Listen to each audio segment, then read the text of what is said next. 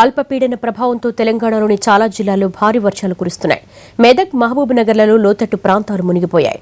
Mahabubnagar collector ఆఫీసులోకి నీళ్లొచ్చాయి. రాజధాని హైదరాబాద్ను వాన ముంచెత్తింది.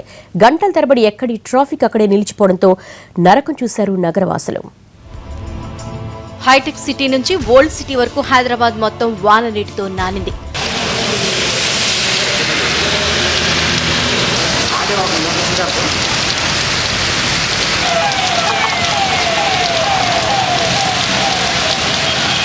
చాలా ప్రాంతాల్లో కుంభవృష్టి కురవడంతో రోడ్ల మీద ఎక్కడికక్కడ నీళ్లు నిలిచిపోయాయి. వాహనదారుల పరిస్థితికి చెప్పే పనే లేదు.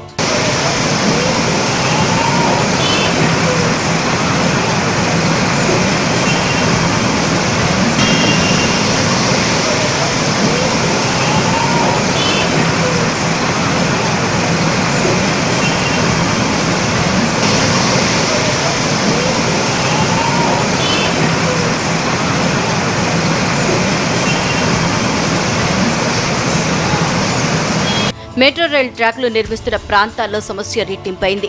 పనులు జరుగుతున్న చోట్ల గోతులన్నీ నిండిపోయి ఎక్కడ వాటిలో పడతామోనని భయపడిపోయారు వాహనదారులు.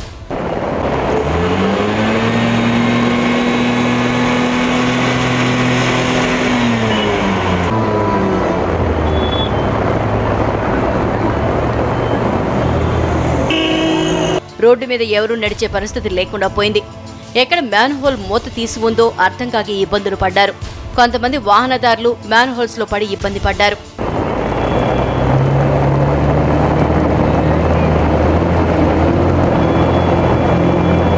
ఇక ట్రాఫిక్ కష్టాల గురించి చెప్పే పనే లేదు. ఓవైపు రోడ్ల మీద నీళ్లు నిలవడం, మరోవైపు వర్షం కారణంగా ఆగిపోయిన వాహనాలు ఒక్కసారిగా రోడ్డు మీదకి రావడంతో గంటల తరబడి ట్రాఫిక్ జామ్ అయింది.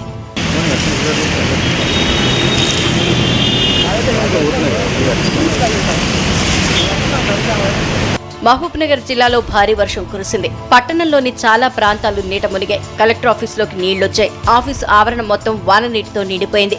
ముందు కూడా భారీగా నీరు చేరడంతో చాలాసేపు రాకపోకలకు ఆటంకం కలిగింది.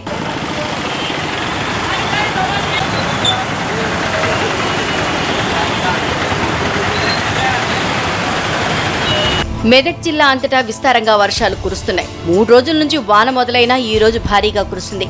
గంటన్నర పాటు ఏకధాటిగా పడ్డ వానకు పటాన్చేరు పారిశ్రామిక వాడలోని లోతట్టు ప్రాంతాలన్నీ మునిగిపోయాయి. రామచంద్రాపురం సమీపంలో 65వ నెంబర్ జాతీయ రహదారి మీదికి నీళ్లు వచ్చి వాహనదారుల రాకపోకలకు ఇబ్బంది కలిగింది.